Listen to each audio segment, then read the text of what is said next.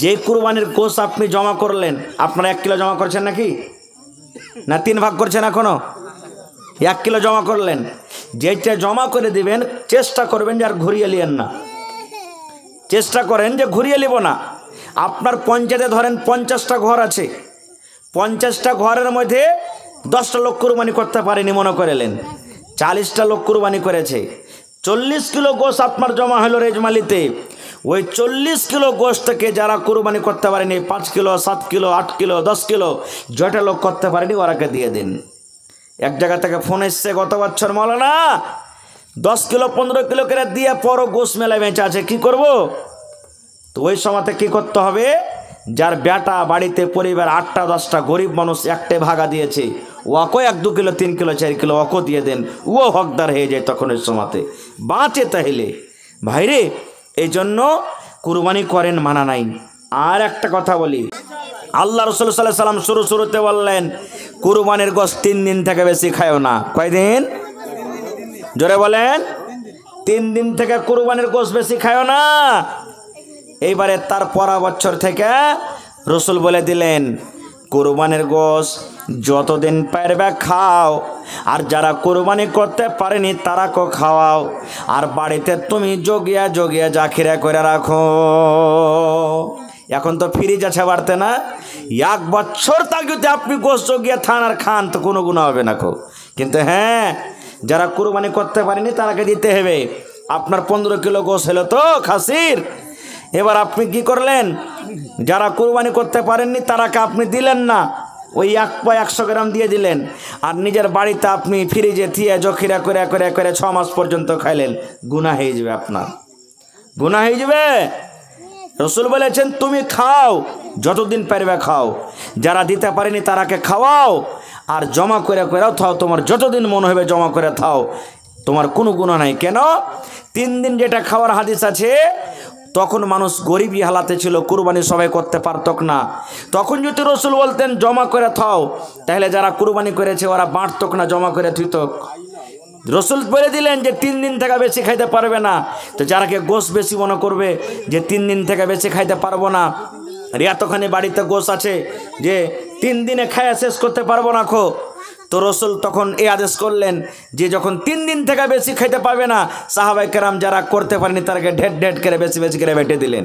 এবার যখন দেখলেন যে মানুষরা কুরবানি এখন বেশি বেশি করতে লেগেছে, তখন রসুল বললেন তুমি খাও, জমা করো, আর যারা পারেনি তারাকে দাও। আল্লাহ নবীর জামানাতে আল্লাহ রসুল বলেছেন একটা মহিলা নামাজ রোজা খুব করত, বিলাই কোনো আর ক্ষতি করে দিয়েছে, বিলাটার ওপরে রাগ ধরে গেছে, বিলাটাকে দড়ি দিয়ে বাইন্ধা শুকিয়া শুকিয়া মেরে দিয়েছে, পানি খানা কিছুই দেয়নি।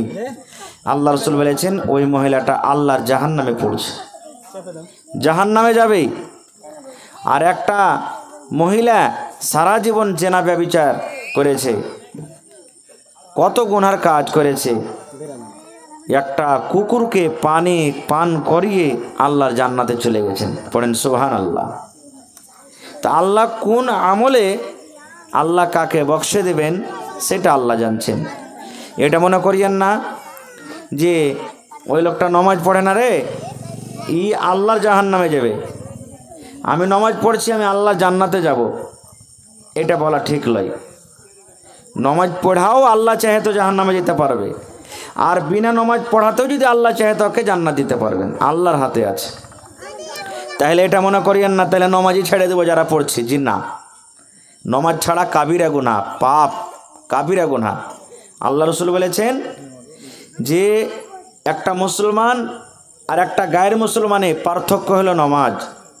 সাহাবায়ে কেরাম বলছেন যারা নামাজ পড়িতে আসত ওরাকে মুসলমান মনে করতাম, আর যারা নামাজ পড়িতে আসত না ওরাকে আমরা মুসলমান মনে করতাম না। এত বড় ইবাদত নামাজটা, এত বড় ইবাদত।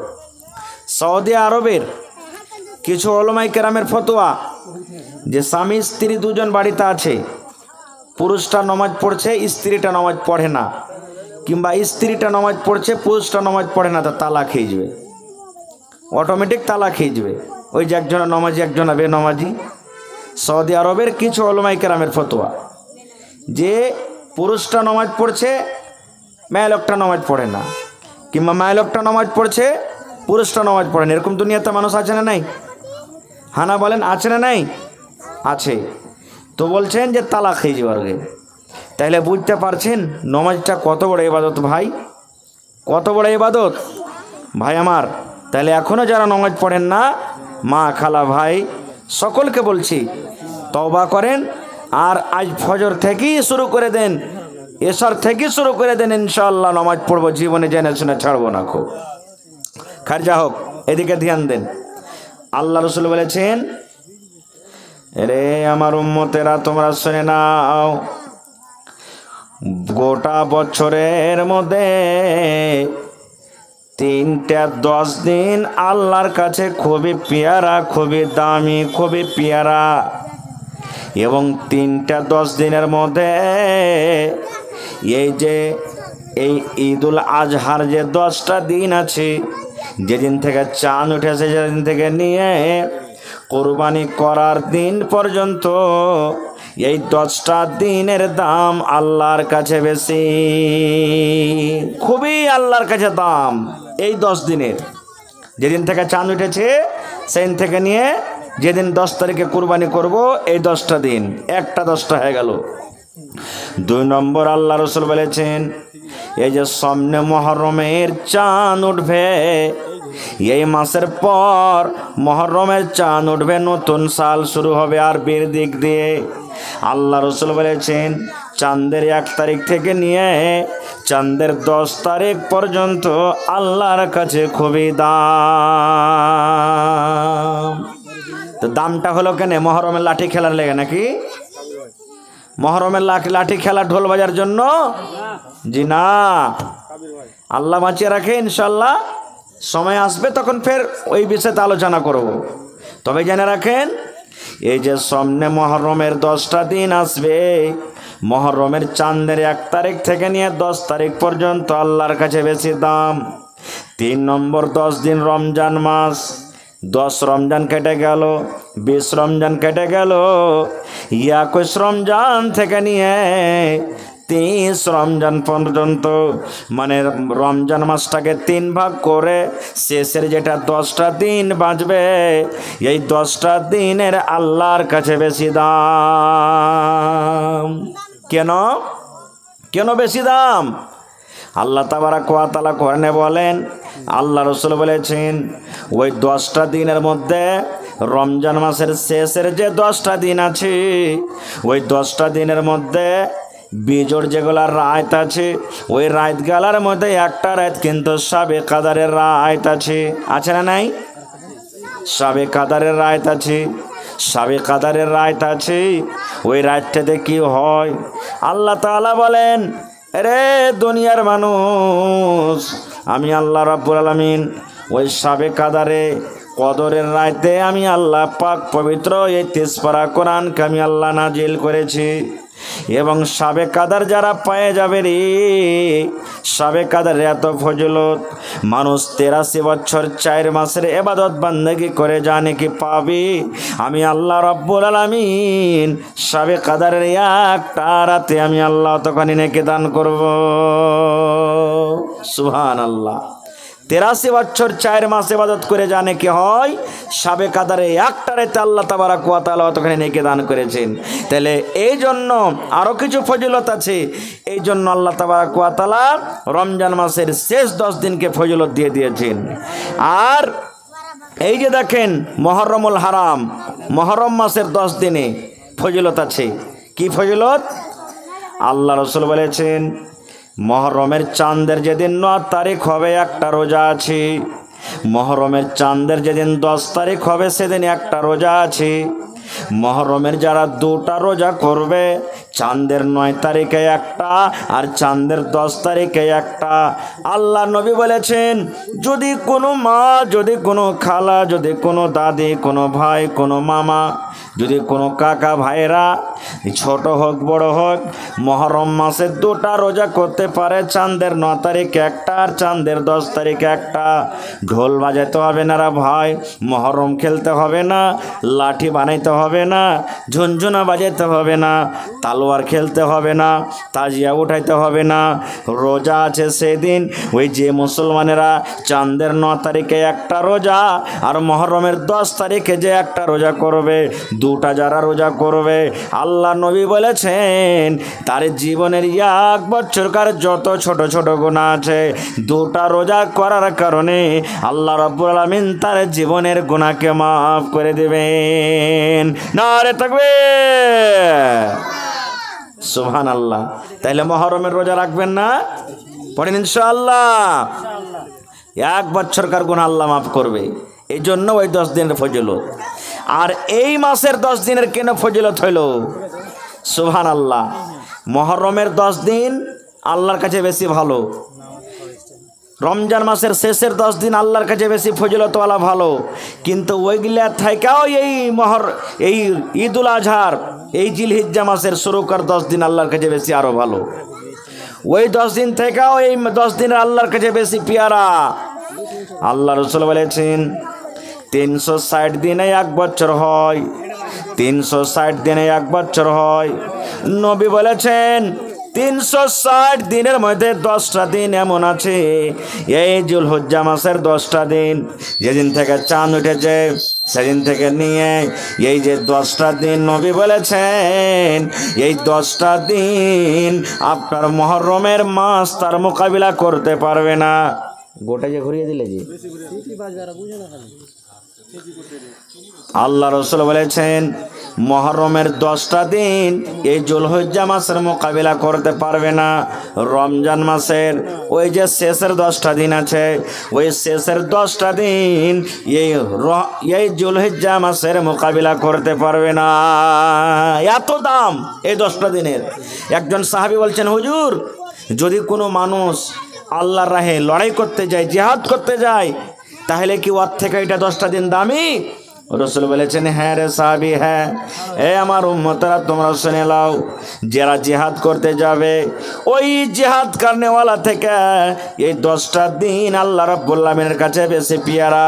কিন্তু হ্যাঁ, যদি কোনো মানুষ লড়াই করতে চলে গেল, লড়াই করতে যাওয়ার পর ওর জীবনখানটা ঘুরিয়ে আনতে পারলো না, লড়াই করতে করতে করতে নিজের জান মালকে হারিয়ে দিল, আল্লাহর রাহে শহীদ হয়ে গেল, বাড়ি ঘুরে আসতে পারলো না। নবী বলেছেন লড়াই করতে করতে যুদ্ধ করতে করতে যদি নিজের জান মালকে আল্লাহর রাহে কুরবান করে দেয়, তাহলে নবী বলেছেন ওই লোকটা কিন্তু এই 10 দিন থেকে টপে যাবে। আর যদি লড়াই করতে করতে গাজী হয়ে বাড়ি ঘুরে আসে, আল্লাহর রাহে যদি শহীদ না হয়, তাহলে ওই লোকটাও এই 10 দিনের মোকাবিলা করতে পারবে না। এত ফজিলত আছে। বলবেন হাজি মৌলানা এই 10টা দিনের এত ফজিলত আছে কি মাসটাতে? এই 10টা দিনে কি আছে? ওরে সুবহানাল্লাহ, এই মাসে 10টা দিনে হজ হয়। হজ হয় না? হাজিরা হজ করতে গেছে না জানি? হজ করতে গেছে। ওরে সুবহানাল্লাহ, আল্লাহ নবী বলেছেন যারা হজ করতে গেছে রে, হজ যদি কবুল হয়ে যায় আল্লাহর দরবারে, আল্লাহ যদি তার হজটাকে কবুল করে নেয়, নবী বলেছেন উম্মত যেমন মায়ের পেট থেকে যেদিন বাচ্চা জন্ম নেয় তার জীবনে কোনো গুনাহ থাকে না রে, গুনাহ থাকে না।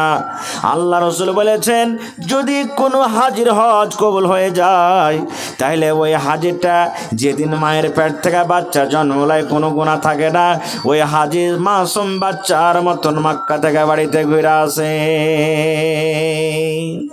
কিন্তু হ্যাঁ, যদি হারামি টাকার হজ করতে যায়, সুদ খাওয়ার টাকার যদি হজ করতে যায়, বেঈমানি করার যদি হজ করতে যায়, বেটা বেটিকে মাইরা যদি হজ করতে যায়, এরকম টাকার হজ কিন্তু রব্বুল আলামিন কবুল করবেন না। হালাল টাকা হওয়া চাই, হজ্জে মাবরুর যাকে বলা হয়েছে। সুবহানাল্লাহ, এত ফজিলত, এত ফজিলত আছে। আর কি ফজিলত আছে? এই মাসে একটা দিন আছে চাঁদের 9 তারিখে আরফাত বলা হয়েছে। ইয়াউমে আরফা, হাজিরা যখন চাঁদের 9 তারিখ হবে, ইয়াউমে আরফার মাঠে যায়, আরফার ময়দানে যায় রে বন্ধু, হাজিরা দোয়া করবেন। আল্লাহ নবী বলেছেন আরফার মাঠে যারা হজ করতে যায় দোয়া করবে, যদি দোয়াটা তার খালিস নিয়াতে হয়, হালাল যদি কাপড় পিন্দা থাকে, হালাল রোজি যদি খায়া থাকে, তাহলে বন্ধুরে যা আল্লাহর দরবারে জাজ দোয়া করবে আরফার ময়দানে, আল্লাহ রব্বুল আমিন তার দোয়াটাকে কিন্তু কবুল করে নেবেন। ওই হাজে যদি দোয়া করে, আল্লাহ আমার ছেলে পিলাকে মাফ করে দাও, আল্লাহ তুমি আমার পড়োশিকে মাফ করে দাও, আল্লাহ তুমি মুসিবত থেকে বাঁচিয়ে লাও, আল্লাহ তুমি আমাকে সহি সালামত রাখো, ইমানের পরে রাখো, গোটা পৃথিবীর মুসলমানের তুমি হেফাজত করো, আল্লাহ মসজিদ মাদ্রাসার হেফাজত করো। এইরকম যায় দোয়া যদি আল্লাহর দরবারে করে, আল্লাহ রাব্বুল আলামিন ওই আরফার মাঠে কিন্তু তার দোয়াটাকে কবুল করে নেয়। ওই জন্য যারা গায়ের হাজি, যেমন আমরা হজ করতে জানি বাড়িতে আছি, এ মায়েরা খালারা, চাঁদের যেদিন 9 তারিখ হবে, এই বছরে আমরা বকরাদের নামাজ 17 তারিখে পড়ব, আর আমাদের চাঁদের 9 তারিখ হবে আসছে রবিবারের দিন 16 তারিখ। একটা রোজা আছে রে ভাই, একটা রোজা আছে রে বোন, একটা রোজা আপনাকে করতে হবে, আরফার রোজা করতে হবে। চাঁদের 9 তারিখ আসছে সামনে রবিবারের দিন একটা রোজা করতে হবে। আল্লাহ নবী বলেছেন, এ আমার উম্মত, যদি তুমি একটা রোজা করো, আল্লাহ তোমার জীবনের 2 বছরকার গুনাহকে আল্লাহ মাফ করে দেবেন। পড়েন সুবহানাল্লাহ। কয় বছরকার গুনাহ? 2 বছরকার গুনাহ মাফ হয়ে যাবে। 1 বছর যেটা সামনে চলে গেল, আর 1 বছর যেটা সামনে আসছে এখনো কিন্তু আসেনি, আপনি গুনাহ কি করবেন? এখনো হয়নি। 1 বছর তো যেটা চলে গেল গুনাহ হয়ে গেছে, আর যেটা সামনে বছর আসছে ওইটা কিন্তু এখনো আসেনি, আসছে গুনাহ হয়নি। আল্লাহ রাসূল বলেছেন, উম্মত, যদি চাঁদের 9 তারিখে তুমি যদি একটা রোজা করো রে, আরফার রোজাটা করো, ইয়াউমে আরফার দিন যদি তুমি রোজাটা করো, তোমার জীবনে যেগুলো ছোট ছোট গুনাহ হয়েছে, তোমার জীবনে যেগুলো ছোট ছোট পাপ হয়েছে, সাগিরা গুনাহ যেগুলো হয়েছে, একটা রোজা করার কারণে রব্বুল আলামিন তোমার জীবনের 2 বছরকার গুনাহকে আল্লাহ মাফ করে দেবেন। ইনশাআল্লাহ নিয়াত করেন, আল্লাহ তুমি যদি আমাকে বাঁচিয়ে রাখো, আল্লাহ রবিবারের দিন রোজা ধরে থাকবো ইনশাআল্লাহ। পড়েন ইনশাআল্লাহ। আর ছোট বড় বাড়িতে আছে সবাইকে রোজা ধরিয়ে রাখবো, এটা নিয়াত করেলেন। মা খালারা আপনারাও নিয়াত করেন যে সামনে রবিবারের দিন একটা রোজা করে রাখবো ইনশাআল্লাহ। এই জন্য একটা ফজিলত গেল। আর কি ফজিলত? আল্লাহ রাসূল বলেছেন, চাঁদের 10 তারিখকে ইয়াউমুন নাহার বলা হয়েছে, কোরবানির দিন। ওরে সুবহানাল্লাহ, কোরবানির দিন। ওই কোরবানির দিন চাঁদের 10 তারিখে যেটা আমরা মুসলমান কোরবানি করি, এই কোরবানি এলো কোথা থেকে? কখন থেকে? আমরা জানুয়ারির কোরবানি করি। সুবহানাল্লাহ। আল্লাহর নবী হযরত ইব্রাহিম আলাইহিস সালামকে আল্লাহ তাবারাক ওয়া তাআলা 80-85 বছর বয়সে একটাও বেটা বেটি হয়নি, একটাও কিন্তু সন্তান হয়নি। ইব্রাহিম নবী একদিন আল্লাহর দরবারে দোয়া করেছেন হাত তুলে, মাবুদ, আমার বয়সটা 80-85-90 বছর হয়ে গেল, আল্লাহ আমি যখন মরে যাব আমার অংশীদার কে হবে? আমার ওয়ারিস কে হবে? জমি জায়গা বাড়ি ঘরের মালিক কে হবে? আল্লাহ তুমি আমাকে একটা সন্তান দাও, আল্লাহ তুমি আমাকে একটা সন্তান দান করো, আল্লাহ তুমি আমাকে একটা সন্তান দাও। আল্লাহ রাব্বুল আলামিন ইব্রাহিম নবীকে বললেন, ফাবাশশারনাহু বিগুলামিন হালিম।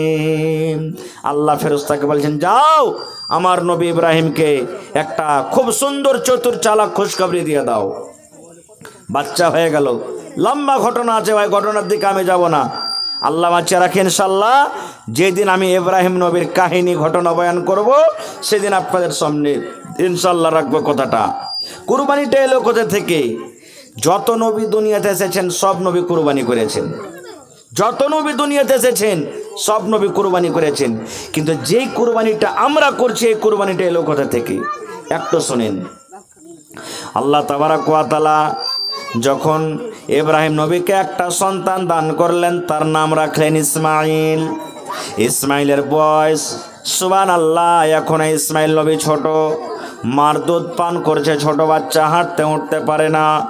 আল্লাহ রাব্বুল আমিন অর্ডার করলেন, ও আমার নবী ইব্রাহিম, তুমি ৮০-৮৫ বছর বয়সে তোমাকে একটা সন্তান দান করনো, তার নাম ইসমাইল।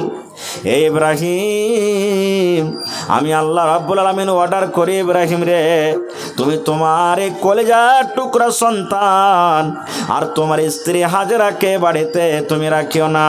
যাও যাও, তাকে তুমি বনে রেখে এসো। যাও যাও, তুমি তাকে রেখে এসো কোথায়? যেখানে কোনো গা নাই, যেখানে কোনো বাড়ি নাই, যেখানে কোনো গাছ নাই, যেখানে কোনো পানি নাই, যেখানে কোনো লোকজন নাই, এরকম জায়গাতে তুমি তাদেরকে রেখে এসো। আল্লাহর পরীক্ষা দেখেন ভাই, আল্লাহ মেলাই পরীক্ষা করেছেন ইব্রাহিম নবীকে, তার মধ্যে এটা সব থেকে বড় পরীক্ষা। সুবহানাল্লাহ। এবার আল্লাহ অর্ডার করলেন যে দেখো ইব্রাহিম, তুমি তোমার বাচ্চাকার স্ত্রীকে যখন রেখে দিবে, রেখে দেওয়ার পর পিছন দিকে এরকম ঘুরেও দেখিও না, না তোমাকে ময়ে লেগে যাবে। আপনারা দিল্লি, পাটনা, পাঞ্জাব যখন যাব, ছোট ছোট বাচ্চা থাকলে আব্বা আব্বা বলে ডাকবে না? পিছন দিকে ডাকবে না? ডাকবে না? ডাকবে। এবারে যখন আপনি আগে হেঁটে চলে যাবেন, যদি পিছন দিকে ঘুরে দেখেন বাচ্চাটা কানবে, আপনাকে মায়া লাগবে, এসে আবার কোলে নেবেন। নেবেন না? নেবেন না?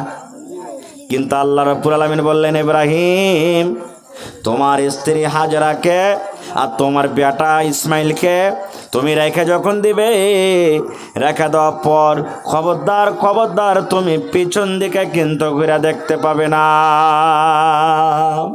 আল্লাহ আগেই বলে দিলেন তুমি পিছন দিকে ঘুরে দেখিও না। ইয়া কোটে বিবি হাজরা আর ইসমাইল একটা উঠে চাপলেন, আর এক উঠে হযরত ইব্রাহিম আলাইহিস সালাম চাপলেন। বিবি কিন্তু জানে না যে আমার স্বামী আমাকে কোথায় নিয়ে চলে যাচ্ছেন, জানে না। স্বামী, স্ত্রী এবং ছেলে যেতে আছেন কোথায়? যে জায়গাতে এখন কাবা শরীফ, তখন কাবা শরীফ ছিল না। কাবা শরীফ ভাঙ্গিয়া চুরা মাটিতে মিলিয়া ছিল, মাটি বরাবর রেখেছিল, কাবা শরীফ তখন ছিল না কো। সুবহানাল্লাহ। এবারে ওই জায়গাতে রেখে দিলেন। ওখানে পানি নাই, কোনো একটা বাড়ি ছিল না তখন, একটা কোনো লোক ছিল না তখন, একটা কলকিও ছিল না, জমজমের পানিও ছিল না তখন, কিচ্ছু ছিল না কো। তারা মা বেটাকে রেখে দিলেন। উট দুটাকে হাঁকাইতে হাঁকাইতে হাঁকাইতে ইব্রাহিম নবী হাঁটতে লাগলেন। ধরেন এখান থেকে যখন এই আপনাকে ঘাটটা পার হয়ে ধরেন ওই পার যখন গেছে, তখন বিবি হাজারা মনে মনে বলছেন যে হাজি, আমার স্বামী ছেড়ে চলে যাচ্ছে, উঁট চড়াইতে যাবে, তা আঞ্জর পঞ্জর গলা তো হয়তো চড়াইবে, হেঁটে যে চলে যাচ্ছে, ব্যাপার কি? দৌড়াতে দৌড়াতে তখন ইসমাইলকে সুতিয়ে দিয়েছে একটা জায়গাতে সুন্দর করে, একটা পাথরের ওপরে। আর দৌড়াইতে দৌড়াইতে দৌড়াইতে যখন বলছেন, এ আল্লাহর দোস্ত ইব্রাহিম, কোথায় গেছেন আপনি আমাদেরকে ছেড়ে? আল্লাহ যে পিছন দিকে ঘুরে দেখতে মানা করেছেন, ঘুরে কিন্তু দেখেন না। বিবি হাজরা মনে মনে বলছেন, আল্লাহ ব্যাপারটা কি? আমার স্বামী যে পিছন দিকে ঘুরে দেখে না। আবার তখন বলছেন, আল্লাহর দোস্ত ইব্রাহিম, স্বামী গো, একটা কথা আর বলেন তো, এই যে আপনি আমাদের মা বেটাকে এরকম জায়গাতে রেখে দিয়েছেন, যেখানে কোনো বাড়ি নাই, লোক নাই, পানি নাই, ছাইহা নাই, তো এরকম জায়গাতে যে আপনি রেখে দিয়েছেন, এটা কি আল্লাহর হুকুম, আল্লাহর আদেশ যে আপনি আমাদেরকে রেখে চলে যাবেন? সামনে থেকে হযরত ইব্রাহিম আলাইহিস সালাম মাথাটা এরকমভাবে হেলিয়ে দিলেন। পিছন দিকে যা ঘুরে দেখতে মানা আছে, সামনে এরকমভাবে মাথাটা হেলিয়ে দিয়ে বলেন, হ্যাঁ বিবি রে, মানে হ্যাঁ বিবি, এটা আল্লাহর আদেশ। এই আমার মায়েরা, খালারা, এইবারে বিবি হাজরা কে বলছেন দেখেন, ওরে সুবহানাল্লাহ। বিবি হাজরা তখন বলছেন, স্বামী গো, চলে যান, আপনি চলে যান, আপনাকে আর বাধা দেব না, আপনাকে আমি আর ডাকবো না, আপনার রাস্তার ঘেরবো না, আপনি চলে যান, চলে যান। যদি আল্লাহর অর্ডার থাকে, আল্লাহর আদেশে যদি আপনি আমাদেরকে এখানে রেখে যান, তাহলে আল্লাহ রাব্বুল আমিন আমাদের হেফাজত করবেন, আল্লাহ রাব্বুল আমিন আমাদেরকে বরবাদ হালাক করবেন না। যান, আপনি আমাদের হেফাজত কে করবেন? আল্লাহ। চলে গেলেন। এইবারে কলসিতে যেখানটা পানি ছিল ভাই, পাথর দেশ, সব পানি শুকিয়ে গেল। এবার মা হাজেরা কি পান করবেন? বাচ্চাকে কি পানি পান করাবেন?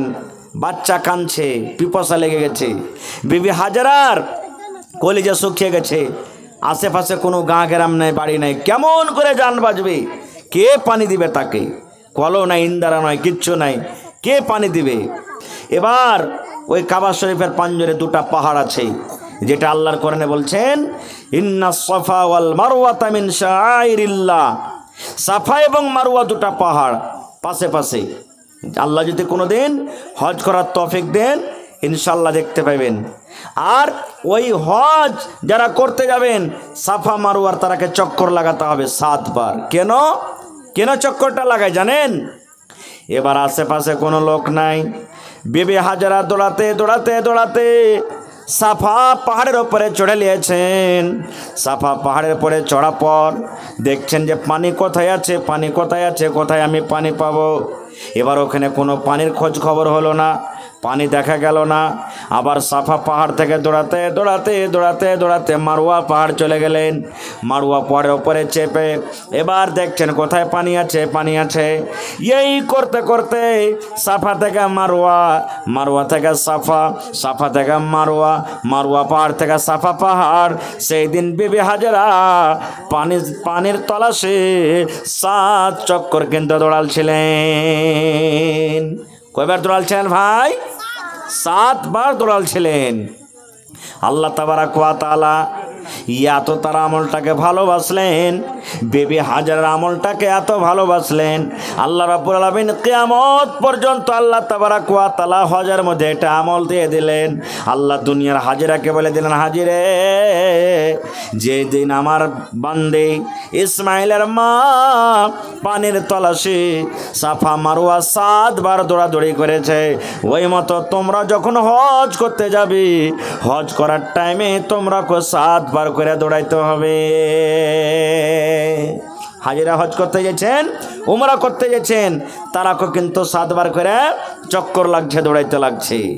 এইবারে সুবহানাল্লাহ, বিবি হাজারা 7 বার দৌড়া পর বলছেন, আল্লাহ তুমি সাহায্য করো, আল্লাহ তুমি মদত করো রব্বুল আলামিন, আল্লাহ পানির ব্যবস্থা আল্লাহ তুমি করে দাও।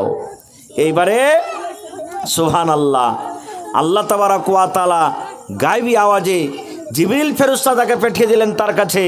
জিবরিল ফেরেশতা চলে এলেন, আসার পর তাকে ডাক দিয়েছেন বিবি হাজারাকে। বিবি হাজারা কিন্তু ফেরেশতাকে দেখতে পাইনি। কে ডাক দিছে? বিবি হাজারা তখন বলছেন, আল্লাহর বান্দা কে তুমি আছো? আমাকে দেখা দাও, তোমাকে আমি দেখতে পাই না, তোমার আওয়াজ শুনতে পাচ্ছি কিন্তু তোমাকে দেখতে পাই না, তুমি আমাকে দেখা দাও। এবার দেখা দিলেন। সুবহানাল্লাহ, 2 রকম কথা এখানে পাওয়া যায়। এই যে যেখানে জামজামের যেটা কুয়া আছে, কেউ বলছেন যে বাচ্চারা যখন কান্দে তো পা কুদায় না, কুদায় না? তো ইসমাইল আলাইহিস সালাম যে কান্দেছে, পা কুদালছে, ওই জমিনে লগড়ে লগড়ে, এটা আল্লাহ তাবারাক ওয়া তাআলার দয়াতে ওখানে ইসমাইল নবীর পা লগড়ে লগড়ে যে জমিনে ঘষ টালছে, ওই ঘষটার কারণে, লগড়ার কারণে ওখানে জমজমের কুয়া হয়ে গেছে। আর একটা আছে যে হযরত জিবরিল আলাইহিস সালামের পর আছে আল্লাহর এটা ফেরেশতা, পরের বাড়ি মেরে হযরত জিবরিল আলাইহিস সালাম ওখানে কি করেছেন? জমজমের কুয়া বাহির করে দিয়েছেন। যেমনই জমজমের কুয়া হয়ে গেল, উবের মতন পানি উঠতে লাগলো। উব দেখেছেন আপনাদেরকে ঘাটে, উবে পানি উঠে না, উঠে না, উবের মতন পানি উঠতে লাগলো। এবার বিবি হাজারা পান করলেন, নিজের ছেলে ইসমাইলকে পান করালেন। আর পান করার পর ওই উব জমজমের কুয়া কিন্তু আস্তে আস্তে আস্তে বড় হইতে লেগেছে, চারিদিকে ঘেরতে শুরু করে দিয়েছেন যেন বড় না হয়। আর সেই দিন মা হাজারা বলেছিলেন জম জম, এই কথাটা বলেছিলেন, জম জম মানে এই কুয়া, জমজম কথার মানে হইল এই কুয়া, এই পানি তুই আর বড় হইস না, রুক রুক রুক, জম জম এই পানি রুক রুক, আর তুই বড় হইস না খো। সুবহানাল্লাহ, সেদিন থেকে তার নাম হয়ে গেল আবে জমজম, মানে জমজমের পানি। সুবহানাল্লাহ, যেই পানির ব্যাপারে আল্লাহুস সামাদ ফজিলত আছে, যেই পানির ফজিলত আছে, যেই পানি পৃথিবীতে আল্লাহ তাবারাক ওয়া তাআলা যত পানি দিয়েছেন, সুবহানাল্লাহ, এখনও সেই পানির মতন কিন্তু হয় না। যার ফজিলতের কারণে হাজি সাহেবরা মক্কা থেকে এখানে নিয়ে এসে আত্মীয় স্বজন, গাঁ গ্রামের বাড়ির লোকেরাকে একটু এক কাপ, একটু এক কাপ, এক গ্লাস করে একটু একটু একটু করে সবাইকে পান করায়। ভাইরা আমার, তাহলে এইবারে ওখানে আস্তে আস্তে গাঁও বসলো। কেমন করে গাঁও বসলো, লম্বা ঘটনা, ওদিকে আমি যাব না। যেদিন হযরত ইসমাইলের বয়স 8 বছর 9 বছর এরকম বয়সে আল্লাহ তাবারক ওয়া তাআলা হযরত ইব্রাহিম নবীকে স্বপ্ন দেখাইছেন। কি স্বপ্ন? আল্লাহ রাব্বুল আলামিন হযরত ইব্রাহিম নবীকে স্বপ্ন দেখাইছেন, ও আমার নবী ইব্রাহিম, তোমার সব থেকে যেটা পেয়ারা সম্পদ, যেটা পেয়ারা তোমার বেটা, ওই বেটাকে তুমি আমার রাহে কোরবানি করে দাও। ও ইব্রাহিম, তোমার সব থেকে যেটা নেককার আর সব থেকে পেয়ারা বেটা, পেয়ারা মাল, ওই সম্পদকে তুমি আমার রাহে কোরবানি করো। সুবহানাল্লাহ। কত বড় পরীক্ষা রে ভাই! দুনিয়াতে কোন এমন বাপ আছে যে নিজের বেটার গলাতে ছুরি দিয়ে জবাই করতে পারবে? ইব্রাহিম নবী তাইয়ার হয়ে গেলেন, স্বপ্ন দেখলেন, তাইয়ার হয়ে গেলেন। নবীরা যেটা স্বপ্ন দেখে এটা হল আল্লাহ তাবারক ওয়া তাআলার তরফ থেকে ওয়াহি। এটা আল্লাহ রাব্বুল আলামিন তাকে ওয়াহি করছেন। এবার এখানটা ছুরি নিলেন ইব্রাহিম নবী। ছুরি নিয়ে হাঁটতে হাঁটতে হাঁটতে হাঁটতে চলে গেলেন কোথায়? ওই যেখানে কাবা শরীফে নিজের স্ত্রী হাজারা আর নিজের কলিজার টুকরা ইসমাইলকে রেখে এসেছেন। গাঁ গ্রাম আস্তে আস্তে বসে গেছে, তো বাড়ি চিনতে পারে না। একটা লোককে বলছেন যে হাজি, হাজারার বাড়ি কোনটা, ইসমাইলের বাড়ি কোনটা, তোমরা কি চিনো? তখন যারা আশেপাশেকার লোক বলছেন যে এটা হলো হাজারার বাড়ি। চলে গেলেন, বসতে দিলেন। বসতে দেওয়ার পর এরে সুবহানাল্লাহ, বাপ বেটার গল্প দেখেন। ইব্রাহিম নবী ইসমাইল নবীর সাথে যা গল্প করেছেন, আল্লাহ তাকে গল্পটা কত ভালোবেসেছেন, আল্লাহ নিজের কোরআনে আল্লাহ সেটাকে দিয়ে দিয়েছেন। কি গল্প? ইব্রাহিম নবী নিজের বেটা ইসমাইল নবীকে বলছেন, আস্তে আস্তে করে বলছেন, ছোট্ট ছোট্ট আওয়াজে বলছেন, ইয়া বুনাইয়া, ও আমার কলেজার টুকরা সন্তান, ইন্নী আরা ফিল মানামি আন্নী আযবাহুকা ফানজুর মাযা তারা। সুবহানাল্লাহ। কি বলছেন? হযরত ইব্রাহিম নবী নিজের বেটা ইসমাইলকে বলছেন, ইয়া বুনাইয়া, এই আমার কলেজার টুকরা সন্তান, বেটারে, আল্লাহ রাব্বুল আলামিন আমাকে স্বপ্ন দেখাচ্ছেন। আমি রাতের বেলাতে স্বপ্ন দেখেছি যেন তোমার গলাতে ছুরি দিয়ে তোমাকে আল্লাহর রাহে আমি কোরবানি করেছি। বেটা, আল্লাহ অর্ডার করেছে যে তোর গলাতে আমি ছুরি দিয়ে তোকে জবাই করব। ফানজুর মাযা তারা, বেটা তোমার মত কি বলো তো, তুমি আল্লাহর রাহে কোরবানি হবে কি হবে না? কে বলছেন? ইব্রাহিম নবী 7 বছর 8 বছরকার বেটা ইসমাইল নবীকে বলছেন। বাপ হলেন একজন নবী, আর ইসমাইল নবী এগিয়ে বড় হয়ে নবী হবেন। নবী কোনোদিন ভুল কথা কইতে পারে কি? এবার হযরত ইসমাইল আলাইহিস সালাম কি বলছেন? ইয়া আবাতি ফাল মা তুমার সাতাজিদুনি ইনশাআল্লাহু মিনাস সাবিরিন। ছোট বাচ্চা, 7 বছর 8 বছর 9 বছরকার বাচ্চা ইসমাইল নবী, এখনো কিন্তু নবী হয়নি। আব্বাকে বলছেন, আব্বা গো, আল্লাহ যদি আপনাকে আদেশ করে থাকে আমার গলাতে ছুরি দিয়ে আপনি আমাকে জবাই করবেন, আমার গলাতে আপনি ছুরি দিয়ে আমাকে আল্লাহর রাহে কোরবানি করবেন গো আব্বা। আব্বা চলেন, কোথায় আপনি আমাকে নিয়ে যাবেন? আমার কোনো আপত্তি নাই, আমার কোনো দুঃখ নয়, আমি রাজি খুশি হয়ে আল্লাহর রাহে আমি কোরবানি হয়ে যাব। আপনি আমার গলাতে ছুরি দিয়ে আপনি আমাকে কোরবানি করে দেন। সুবহানাল্লাহ। এই আমার ভাইরা মায়েরা খালারা, দেখেন আল্লাহর কত বড় পরীক্ষা। বেটা বলছেন, আব্বা চলেন, কোথায় আপনি নিয়ে যাবেন? আমি কুরবানি হয়ে যাব আব্বাজি, চলেন, আপনি আপনাকে নিয়ে চলেন। আল্লাহ রাব্বুল আলামিন কোরআনে বলেন, ফালাম্মা আসলামা ওয়া তাল্লাহু লিল জাবিন। বাপ বেটা রাজি হয়ে গেল, বাপ রাজি হয়ে গেল কোরবানি করব বলে, আর বেটা রাজি হয়ে গেল কোরবানি হবে বলে। বাপ বেটা কোরবানি করার জন্য হাঁটতে হাঁটতে হাঁটতে হাঁটতে মিনার মাঠে চলে গেলেন। মধ্যখানে আরও কথা থাকলো। ইবলিস শয়তান এসে বিবি হাজারাকে ভাঙ ঠালছে, হযরত ইসমাইলকে বহাকালছে, ইব্রাহিম নবীকে বহাকালছে। ইব্রাহিম, আরে বুড়াতি কালে একটা বেটা পেয়েছিস, আর স্বপনের কথা তুই সত্য মনে করে আল্লাহর রাহে কুরবানি করতে যাচ্ছিস। কত রকম বকতালছে। ইসমাইলকে বলেছেন শয়তান এসে, ইসমাইল তুমি কি জানো তোমার বাপ কোথায় নিয়ে যাচ্ছে? বলছে কোথায়? বলছে কুরবানি করতে বলছে। আমি জানি। এবারে মা হাজেরাকে বলছেন, হাজেরা তুমি তোমার সন্তান আর তোমার স্বামীকে রুকো, কারণ যে তোমার কলেজার টুকরা ইসমাইলকে ইব্রাহিম নবী কুরবানি করতে নিয়ে যাচ্ছেন। হে মায়েরা, মা হাজেরা কি বলছেন, হটো তুমি আমার দরবার থেকে। দুনিয়াতে বাপকে নিজের বেটার গলাতে ছুরি দিয়ে জবাই করতে পারে? শয়তান বলছে যে হাজেরা তুমি বুঝো না, এটা আল্লাহ রাব্বুল আলামিন আদেশ করেছেন। তখন মা হাজেরা বলেছিলেন, শয়তান রে হট তুই আমার দরবার থেকে। আমি কত বড় নসিবওয়ালা, কত বড় ভাগ্যবান মহিলা, দুনিয়ার কোনো মায়ের লোকের বেটাকে আল্লাহ কবুল করেনি, আমার বেটাকে আল্লাহ নিজের কুরবানি করার জন্য আল্লাহ রাহে কবুল করেছেন। আমার নসিব কত ভালো। 3 জায়গাতে শয়তানকে পাথর মেরেছে। আল্লাহ ওই আমলটাকে কিয়ামত পর্যন্ত জারি করলেন, হাজিরে তোমরা হজ করতে যাবে, যে জায়গাতে মা হাজেরা, যে জায়গাতে ইসমাইল নবী, যে জায়গাতে ইব্রাহিম নবী, 3 জন পাথর মেরেছে শয়তানকে, তোমরাকে পাথর মারতে হবে। কোথায় নিয়ে চলে গেলেন? মিনার মাঠে। যেই মিনার মাঠে এখনো সুবহানাল্লাহ লাখো লাখো উট গরু ছাগল জবাই হয়, ওই চলে গেলেন মিনার মাঠে। এবার বেটার গলাতে ছুরি দিতে যাবেন কে? ইব্রাহিম নবী। সুবহানাল্লাহ। মুয়াজ্জা হাসানাতে বা অন্য অন্য কিতাবে লিখছে যে ইসমাইল নবী নিজের আব্বাকে বলছেন, আব্বা গো আপনি আমাকে জবাই করবেন গো আব্বা, নিজের চোখে আপনি পাট্টিটা বেঁধে রাখবেন।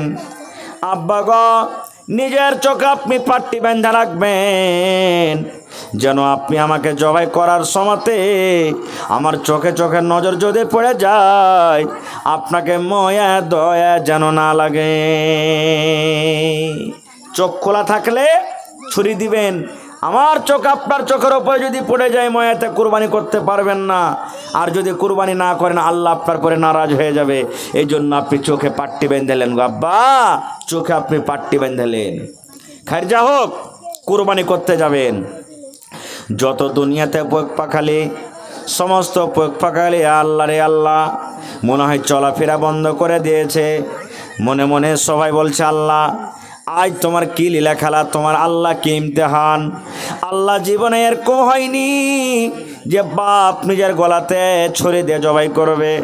আল্লাহ তোমার এটা কেমন পরীক্ষা, কেমন ইমতিহান যে এক বাপ নিজের বেটার গলাতে ছুরি দিয়ে জবাই করবে। আল্লাহর ফেরেশতারা পর্যন্ত ভাবা চিন্তা করে, আল্লাহ দেখো তোমার কি মাসলেহাত, আল্লাহ আমরা জানি না তোমার ইমতিহান, তোমার পরীক্ষা কি। আল্লাহ নিজের বেটার গলাতে নবী ইব্রাহিম ছুরি দিয়ে তাকে জবাই করবে। জবাই করতে যাবেন আর মানবেন না হযরত ইব্রাহিম নবী। আল্লাহ তাবারাক ওয়া তাআলা জিবরিল ফেরেশতাকে ডাকতে বলছেন, জিবরাইল যাও, আমার নবী পাগল হয়ে গেছে, কুরবানি না করতে গেলেও ছাড়বে না। যাও জান্নাত থেকে একটা দুম্বা নিয়ে যাও, আর ওই দুম্বাটা নিয়ে তুমি কি করবে? ইসমাইলকে তার ছুরির তলা থেকে টেনে নেবে, আর ওই জান্নাতের দুম্বাটা তার ছুরির তলাতে তুমি রেখে দিবে। এবারে আল্লাহ রাব্বুল আলামিনের আদেশে হযরত জিবরাইল আলাইহিস সালাম জান্নাত থেকে দুম্বা নিয়ে এলেন, আর নিয়ে আসার পর ওই ছুরির তলাতে রাখলেন, আর ইসমাইল নবীকে হটিয়ে নিলেন। সেদিন থেকে মেলায় কথা থাকলো মধ্যখানে, সেদিন থেকে আল্লাহ তাবারাক ওয়া তাআলা প্রত্যেক বছরে বছরে একটা করে জানোয়ার কুরবানি করার আদেশ করলেন। কিন্তু তারা কুরবানি করত কি জানেন?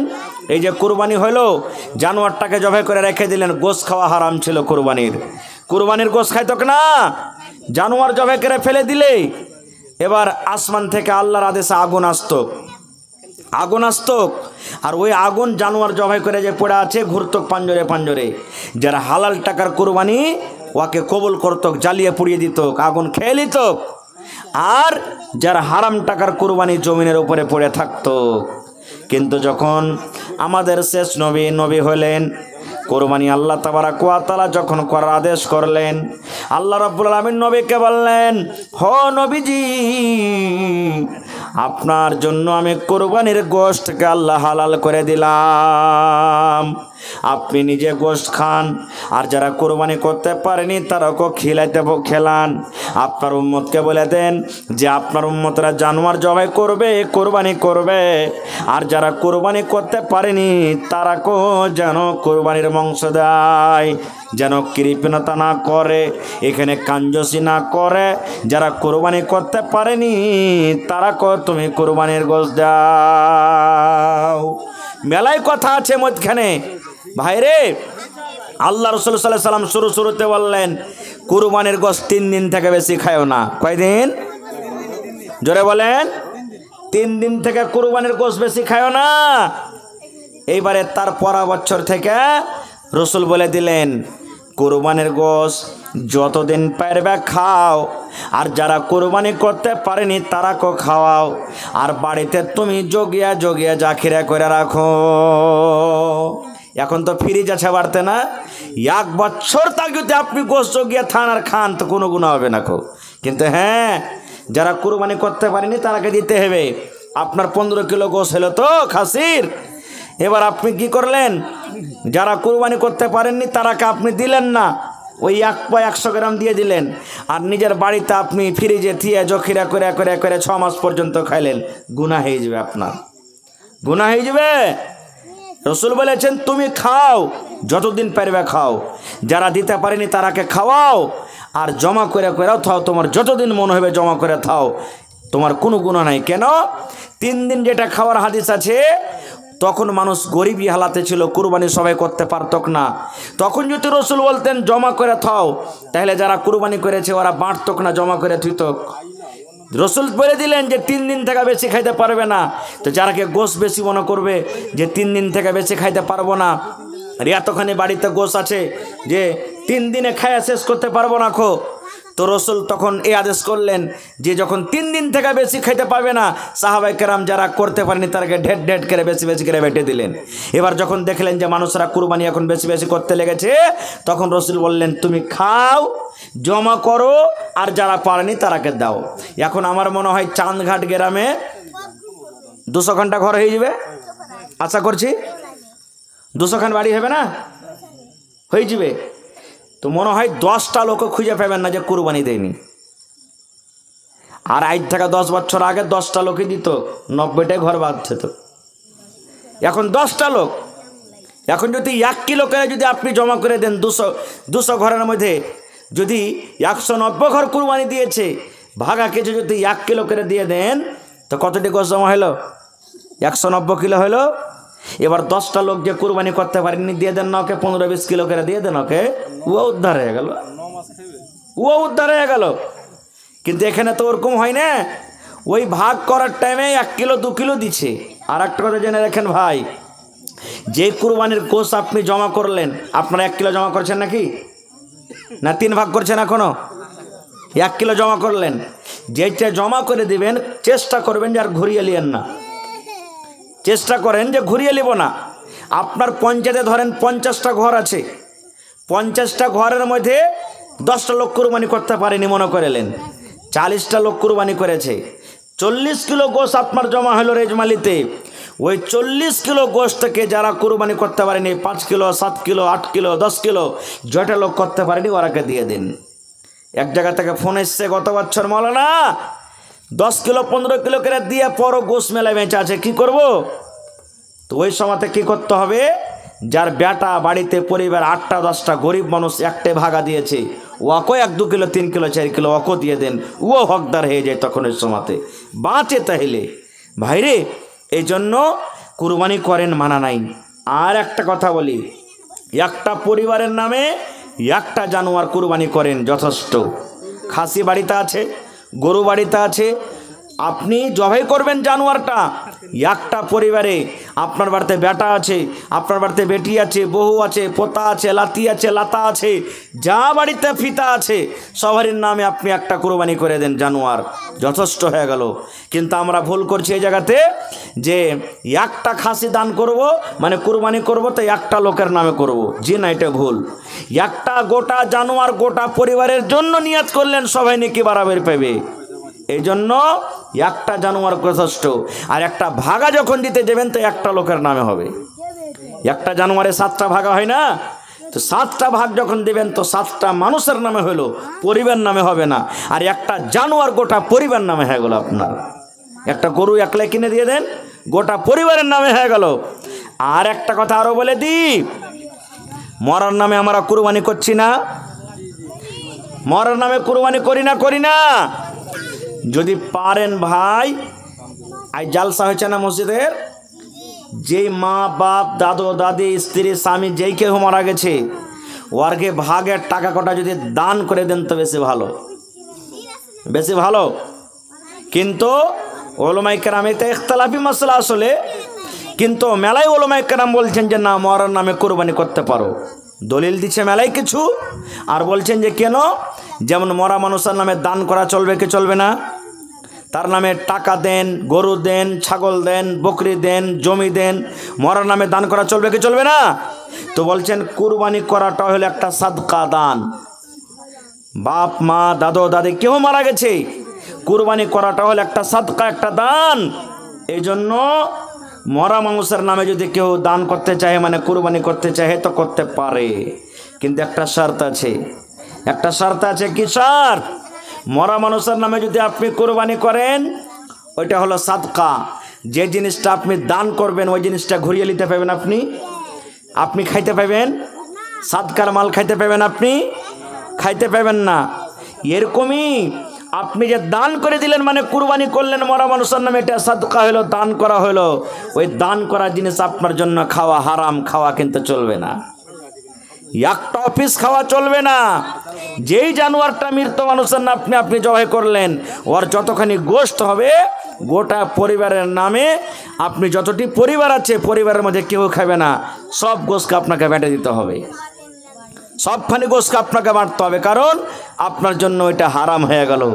দুটা ভাগা দিবেন তো, একটা ভাগা পরিবারের নামে দেন, নিজের ছেলেবিলাকে লিয়ে খান, একটা ভাগা বেশি করে দেন, মরা মানুষের নামে দিবেন, ওই গোশত খান, আপনি বেটে দেন, খাইতে পাবেন না, কিন্তু এক পট্টিও খেতে পাবেন না, আপনাকে বেটে দিতে হবে। এই জন্য ভাই এই জিনিসটা ধ্যানে রাখবেন। ভাইরে, বলার মেলায় কথা আছে কোরবানির সম্পর্কে। আল্লাহ বাচ্চা রাখেন, ইনশাল্লাহ কোনোদিন বলবো। তবে এটা হলো আল্লাহর ঘর। আজকে মসজিদের জালসা, আজকে দেখি কোন আল্লাহর বান্দা আছেন যে ইব্রাহিম নবী সুবহানাল্লাহ মিনার মাঠে আল্লাহর আদেশে নিজের বেটাকে জবাই করতে গেছিলেন, কুরবানি করতে গেছিলেন। আজ বেটার কুরবানি আপনাদের কাছে চাইনি, বেটার কুরবানি চাহবো না। এই যে কষ্ট করে, কত রকম কষ্ট করে রোদে বাতাসে টাকা জড়ো করছেন, ধান গম মাকই পকেটে রেখেছেন, বাড়িতে রেখেছেন, ওই টাকাগুলা দেখি আল্লাহর কোনো এমন বান্দা আছেন, একটা লোক 5,000 টাকা দান করতে পারবেন? কোনো আল্লাহর এমন বান্দা আছেন 1 ডিসমিল জমিন, 1 কাঠা জমিন দান করতে পারবেন? মসজিদের আশেপাশে তো আশা করছে জমিন নাই, মাঠে ময়দানে কোনো জায়গাতেই দগাতে জমিন আছে, বিক্রি করে যা টাকা হবে মসজিদে লাগিয়ে দেবেন আপনি। দেখি কোন আল্লাহর বান্দা আছেন 15টা লোক 1,000 টাকার টাকা, এবং 15টা লোককে দেখবো 500 টাকা, এবং 5টা লোককে দেখবো 2,000 করে। এবং মায়েরা খালারাকে বলবো আপনারা 1 বড়া করে সিমেন্টের দাম গালা দেন, 500 টাকা করে টাকা। দেখি কোনো মা আছেন একটা ছাগল দান করবে না আল্লাহর ঘরের জন্য।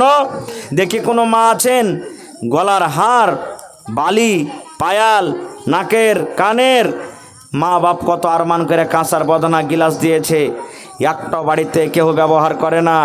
ওই মাকে বলবো নতুন পুরাতন ভাঙ্গা ফোটা যা আপনার বাড়িতে আছে আল্লাহর ঘরের জন্য হাজির করেন। আসেন দেখি আজকে কোনো আল্লাহর বান্দা আছেন প্রথম দান 5,000 টাকা, প্রথম দান 2,000 টাকা, কিংবা প্রথম দান 1,000 টাকা, কিংবা প্রথম দান 500 টাকা, কিংবা একটা ছাগল, কিংবা কাঁসার বদনা থালি, কিংবা কোনো গহনা। দেখি আসেন তো কোনো মা খালা দাদি নানি এমন আছেন যেই মসজিদের ব্যাপারে রাসূল বলেছেন ভাই জীবনে কত টাকা আসছে কত টাকা যাইছে শ্বাস বন্ধ হইতে গেলে সব মাল টাকা ছেলে মেয়ে সব পড়ে থাকবে, কিচ্ছু সাথে যাবে না ভাইরে। আল্লাহ রসুল বলেছেন, মাম বানা লিল্লাহি মসজিদান বানাল্লাহু লাহু বাইতান ফিল জান্নাহ। যদি আল্লাহকে রাজি করার জন্য আল্লাহর এখানটা ঘর বানান, আল্লাহ তাবারাক ওয়া তাআলা তার বদলাতে জান্নাতের ভিতরে এখানটা ঘর বানিয়ে দেবেন। তাহলে আজকে মসজিদ বানাইতে পারছেননি? সুবহানাল্লাহ। আল্লাহর ঘর জান্নাতের ভিতরে নিজের ঘর বানাতে বসেছেন। আজ নিজের বাড়িতে 10 লাখ টাকা খরচ হয়, 1 টাকা কোনো মানুষের কাছে চাইতে যাই না। আল্লাহ তাবারাক ওয়া তাআলা আজকে ঘর বানাতে বসেছি। এতটি মানুষ, এতটি পরিবার, এতটি গ্রামের লোক। আর যদি আজকে আল্লাহ তাবারাক ওয়া তাআলার এতটি মানুষ মিলে যদি আমরা ঘরটা না বানাইতে পারি, তাহলে দুঃখের বিষয়। আর আল্লাহ তাবারাক ওয়া তাআলা নারাজ হয়ে যাবেন। তা আসেন তো দেখি, বিসমিল্লাহ করেন।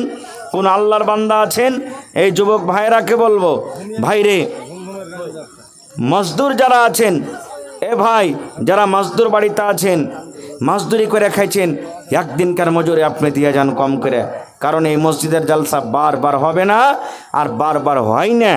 আজকে হয়ে গেল, ফের কতদিন হবে না আল্লাহ জানে, কতদিন হবে না আল্লাহ জানে। এই মৌকা সুযোগ ছাড়িয়েন না ভাই। আসেন, এই দেখেন, মাশাআল্লাহ জাযাকাল্লাহ। কে দিলে জি ভাই?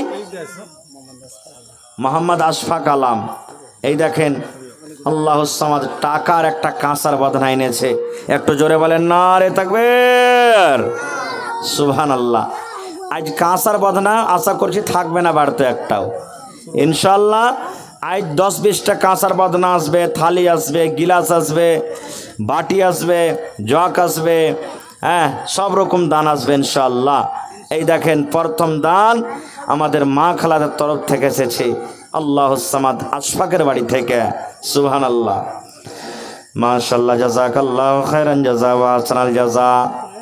রব্বানা যালামনা আনফুসানা ওয়া ইল্লাম তাগফির লানা ওয়া তারহামনা লানাকুনান্না মিনাল খাসিরিন। রব্বানা আতিনা ফিদ দুনিয়া হাসানা ওয়া ফিল আখিরাতি হাসানাতাও ওয়া কিনা আযাবান নার। রব্বুল আলামিন, তোমার ঘরের জন্য সর্বপ্রথম দান আল্লাহ আশফাক সাহেবের বাড়ি থেকে এসেছে। আল্লাহ তার দানকে তুমি কবুল করে নাও, মনের আশাকে আল্লাহ পুরা করো, রোজ রোজগারে আল্লাহ বরকত দাও, কামাই ধামাইতে আল্লাহ বরকত দাও, দুনিয়ার ভেজাল দুনিয়ার ফিতনা থেকে আল্লাহ বাঁচিয়ে লাও। আয় রব্বুল আলামিন, আত্মীয় স্বজন যারা কবরে চলে গেছে, রব্বুল আলামিন জানি না তারা কবরে কি হালাতে আছে, আল্লাহ তারকে কবরে তুমি জান্নাতের বিছানা দিয়ে দাও, আল্লাহ তারকে কবরকে নূর দিয়ে মনোমর করে দাও। এই রব্বুল আলামিন, ছোট ছোট আমার বহিনরা 10, 20, 100, 50 করে কিছু দান করে গেছে, রব্বুল আলামিন আল্লাহ তারকে দানকে তুমি কবুল করে নাও, মনের আশাকে আল্লাহ পুরা করো, হায়াতকে তুমি বাড়িয়ে দাও। আল্লাহ যারা পড়ালেখা করছে তারকে জিহানকে কসাদা করে দাও, আল্লাহ তারকে তুমি কামিয়াব করো। এই রব্বুল আলামিন, আত্মীয় স্বজন যারা কবরে চলে গেছে, জানি না রে মাওলা তারা কবরের ভিতরে কি হালাতে আছে, আল্লাহ তারকে কবরে জান্নাতের বিছানা দিয়ে দাও, আল্লাহ তারকে কবরকে তুমি নূর দিয়ে মনোমর করে দাও। রব্বানা তাকাব্বাল মিন্না ইন্নাকা আনতাস সামিউল আলিম। আমিন সুম্মা আমিন। আসেন, আপনারা বসে যা আছেন, নিজের নিজের দান টাকা দিয়ে দেন। 5000। ওরে আল্লাহ, জালসা যত এলাকাতে হয়েছে, আর আজ মোটামুটি প্রত্যেক দিনই মুরগি কিনতে যাচ্ছে। কোনো এমন জালসা নেই যে ওখানে 150-200 দান করে না। সুবহানাল্লাহ। যাই, আজ জালসাতে নামটা ভুলে গেছে, যে মোহাম্মদ মাজহার আলী সাহেব 500 দিয়েছেন, আর 500 টাকা দিয়ে 1000 পুড়িয়ে দেন, ঠিক আছে? নারে তাকবীর, মাশাআল্লাহ। 15টা কলম চেয়েছি 1000 করে, ইনশাআল্লাহ 1 কলম চলে এসেছে। আর 15 কলম চেয়েছি 500 টাকা করে। এগুলো কে দিলে জি? তোমার আব্বার নাম কি?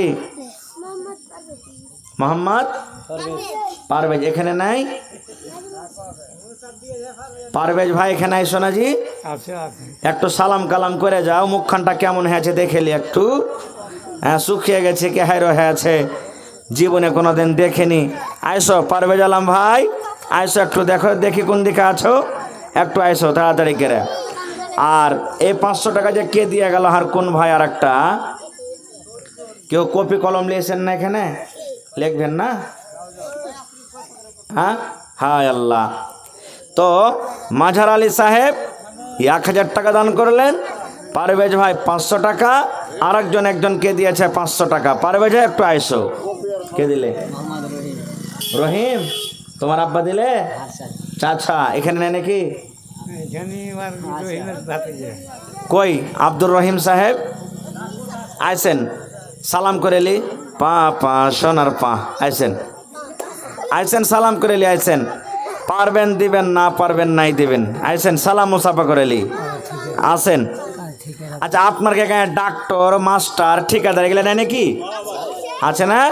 ইনশাল্লাহ আছে, কেউ বাকি থাকবে না। খো মাশাল্লাহ, এটা ঠিকাদার। আল্লাহ, পহেলা কলম তাহলে ঠিকাদারের পাল্লাতে পড়েছে নাকি? ভালো আছেন তো? ঠিকাদার সাহেব আব্দুর রহিম নাকি? তো 5000 দেন না তাহলে? ঠিকাদার মানুষ, হালাত খারাপ আছে, কাম চলে না নাকি?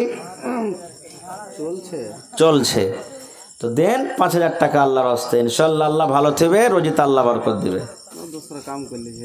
দোসরা কাম করলেছেন তো 500 দিলেন, তো কমসে কম দেন আর কিছু।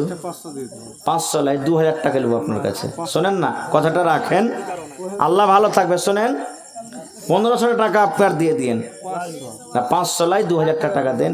একটা কলম পাবো না 2000 টাকার? হায় আল্লাহ। আচ্ছা রে রহিম ভাই, শোনেন না, এটা বাদে 1000 টাকা করে দিন, এটা বাদে। হায় আল্লাহ জি, কম করিতে কহেছি, একটু নারা দেন তো। না রে তাকবীর। আব্দুর রহিম ঠিকাদার 1500 টাকা। বুঝেন, আড়াবাড়ি টাকা বাজছে কি কি? আল্লাহ লেখেন, আব্দুর রহিম ঠিকাদার সাহেব 500 নগদ, 1000 টাকা দিয়ে দেবেন, 1500 হইল। আর মাজারুল হক সাহেব 1000 টাকা। 2 কলম হয়ে গেল ভাই। 3 নম্বরে দেখি 1000 টাকা কে দেবেন? 15টা কলম চেয়েছি ভাইরি, দেন। হিম্মতে বান্দা মাদাদে খোদা। আল্লাহ কোরআনে বলছেন, লাইন শাকারতুম লাযিদান্নাকুম। বান্দা আমাকে দাও, আমার রাহে খরচ করো, আমি আল্লাহ তাআলা আরো বেশি বেশি করে দান করব। আসেন 3 নম্বরে মা খালা। আর মা খালারা সব শুতে গেছে নাকি জি? হ্যাঁ, সব পয়সা আছে? কই ওরকে দান গালা আসছে এতক্ষণ থেকে? একটা দিয়েছে, একটা বহিন, একটা বদনা, তারপরে কিন্তু এখনো দান আসেনি মা খালার ঘে। আসেন। মাশাআল্লাহ, জাযাকাল্লাহ। রব্বানা যালামনা আনফুসানা ওয়া ইল্লাম তাগফির লানা ওয়া তারহামনা লানাকুনান্না মিনাল খাসিরিন। রব্বানা আতিনা ফিদ দুনিয়া হাসানা ওয়া ফিল আখিরাতি হাসানাতাও ওয়া কিনা আযাবান্নার। রব্বুল আলামিন, তোমার বান্দা মাঝার আলী সাহেব আল্লাহ 1000 টাকা তোমার ব্যাংকে জমা করে দিলেন তোমার ঘরের জন্য। আল্লাহ 1 লক্ষ টাকা মনে করে তুমি কবুল করে নাও। মনের আশাকে আল্লাহ পুরা